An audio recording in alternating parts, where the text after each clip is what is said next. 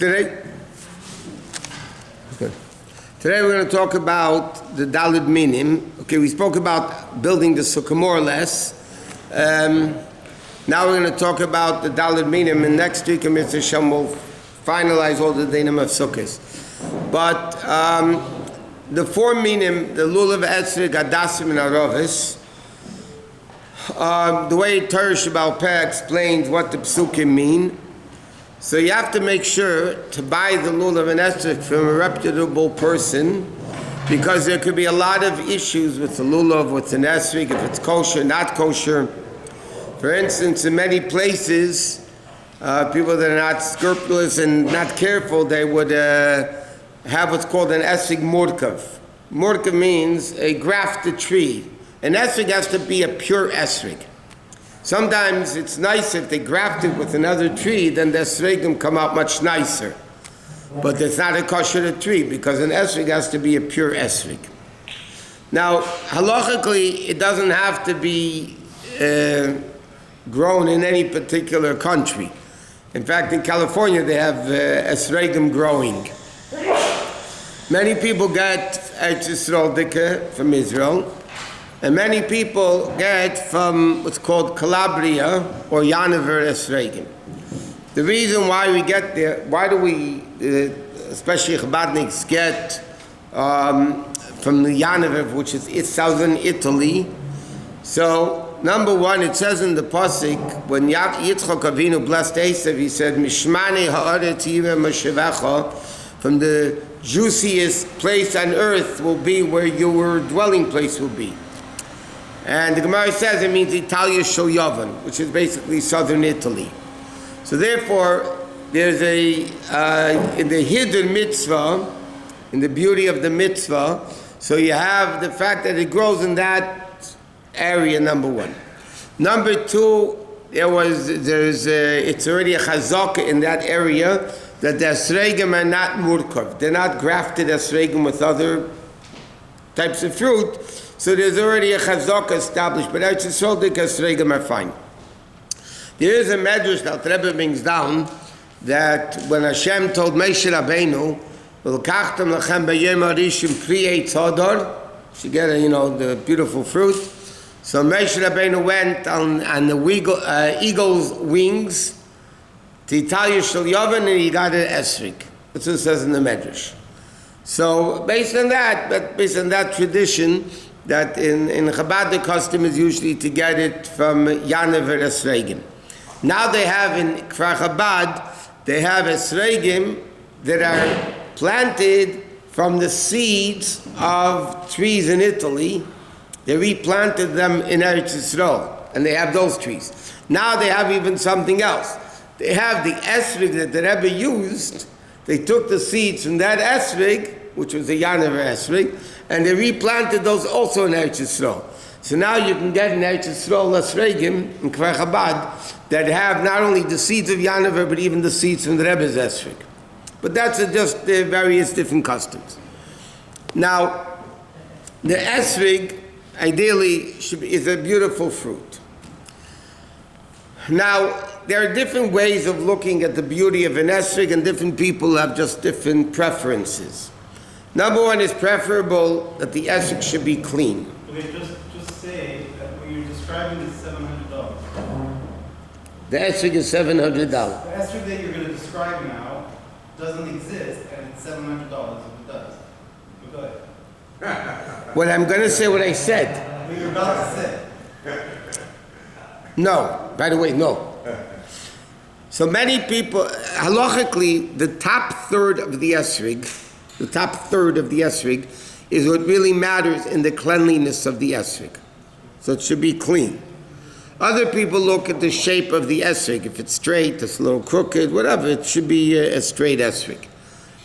So in fact, the Gemara tells a story in the Gemara's time. Ram Gamliel once bought an esrog for 1,000 zuz, 1,000 silver coins. That was in Ram Gamliel's time. You know what that would be worth today? He paid 1,000 zuz. In fact, the Gemara tells the story. They're going on the boat, him and Rabbi Gamliel, Rabbi Yeshua, Rabbi Elazar, Rabbi Akiva, and he was the only one that had an esrog. So he gave it this one matana minas lahachzir, to give it back, and the gift, I'm giving you as a gift on the condition you give it back, and then the next one. But, so that's one issue with the esrog. What? If you had a decision or choice between a Yanra esrog that has a few marks on it, on the top area, versus a clean Israeli esrog, what would be in terms of, is that a... Hergish. Oh, hergish. Now, okay, so the lulav, also you have to make sure that it's straight, basically, and the top, it's complete.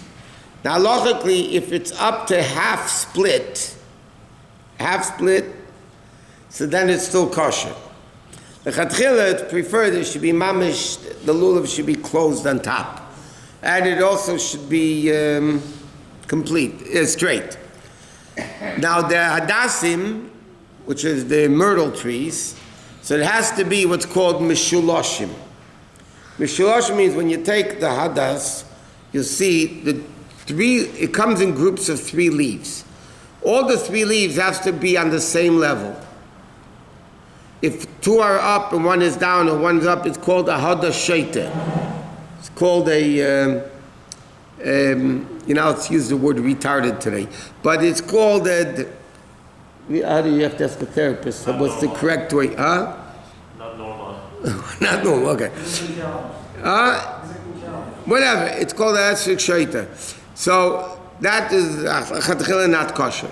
So you have to make sure that the 3 leaves are coming from the same level of the hadas, and it should be in majority, still has to be meshulash, it has to be 3. Now the hadassim have to be 3 tvachim high. The aravis have to be 3 tvachim high. The lulav has to be higher. But the bottom line is, when you get hadassim, you should make sure that the leaves are still there. Same thing with the aravis, even though the Torah calls it arvei nachal, which means they're growing on water, but according to halacha Mishemesina, the Gemara says it doesn't have to grow in water. As long as they're willows, the willow, the aravis, they cannot be zigzag like a saw. They have to be smooth edges, on the leaves. They can't have zigzag like a saw. That's not kosher. And that's basically, so when you go to buy a lulav and esrog, just make sure you're getting a kosher lulav and an esrog. That should be done properly. Now, this that we tie the lulav and hadassim and aravis together, halachically they don't have to be tied. Halachically you need to take a lulav and an esrog and hadassim and aravis, even if they're all loose, okay? And you just take them, put them together, you 100% did the mitzvah. Why do we tie the hadassim and aravis to the lulav?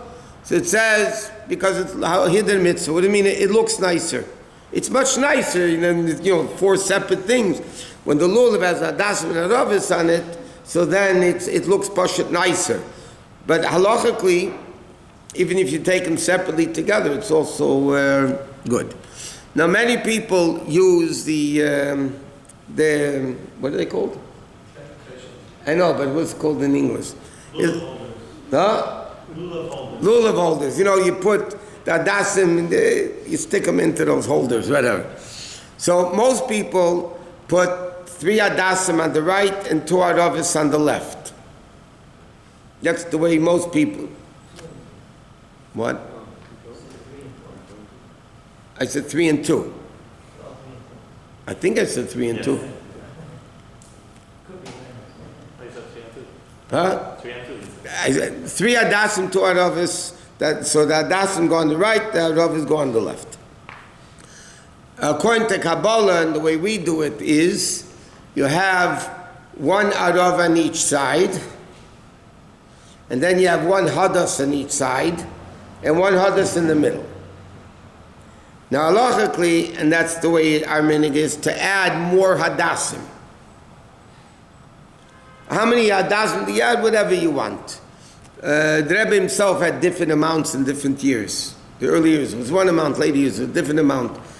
But, so we actually We don't make one on the right, one on the left. We actually wrap it together all around on the lulav, that the hadassim are all around. And our custom is that we try to cover the aravis with the hadassim as much as possible. But that's when you bind the lulav together. Now our custom is also we don't use those holders, right and left.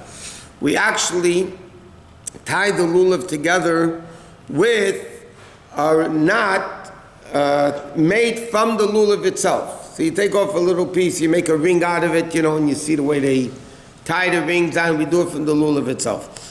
Both ways are 100% kosher. So people do it this way, people do that way, whatever their custom was.